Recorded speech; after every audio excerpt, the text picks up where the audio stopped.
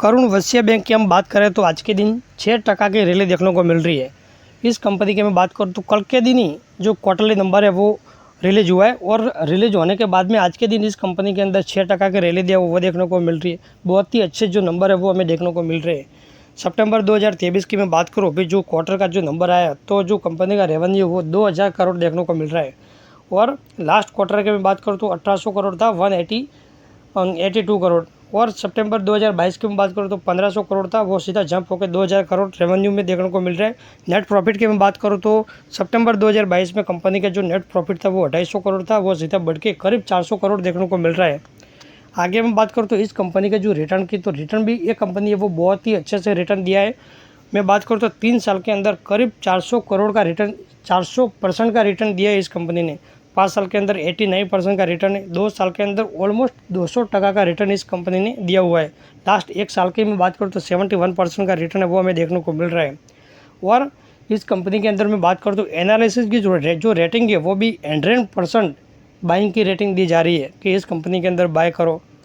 सब आपके ऊपर डिपेंड होना चाहिए, मतलब कोई भी ऐसा रेटिंग जो रहती है उसके ऊपर कभी भी आँख बंद करके भरोसा नहीं करना चाहिए। मतलब खुद की एक रिसर्च होनी चाहिए कि ये कंपनी में जाना चाहिए या नहीं। खुद की रिसर्च करने के बाद ही कोई भी कंपनी के अंदर निवेश करना है। इस कंपनी की मैं बात करूँ तो मार्केट कैप की 11,000 करोड़ का मार्केट कैप देखने को मिल रहा है, 11,700 करोड़ का। फिर कंपनी का जो रिजर्व है वो बहुत ही अच्छे से बढ़ते हुए देखने को मिल रहा है।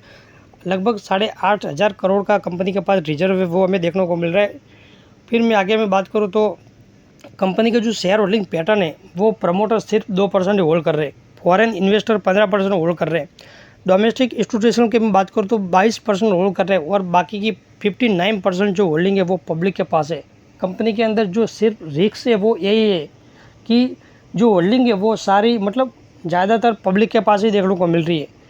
मतलब मैं बात करूँ तो अगर फॉरेन इन्वेस्टर है, डोमेस्टिक इंस्टीट्यूशन है, उनके पास जो सबसे ज़्यादा जो होल्डिंग रहती तो एक अच्छी बात होती है, लेकिन सबसे ज़्यादा पब्लिक के पास होल्डिंग है वो देखने को मिल रही है। तो वो इस कंपनी के अंदर थोड़ी सी रिस्क है वो हमें देखने को मिल जाती है। बाकी कंपनी का जो रिटर्न देखते हैं तो बहुत ही अच्छे से देखने को मिल रहा है। कंपनी के अंदर रेवेन्यू, नेट प्रॉफिट है वो बहुत ही अच्छे से बढ़ते हुए देखने को मिल रहा है। खाली जो रिस्क है वो बस सिर्फ छोटी सी यही रिस्क है कि ये जो होल्डिंग है वो सारी मतलब ज़्यादातर पब्लिक के पास देखने को मिल रही है।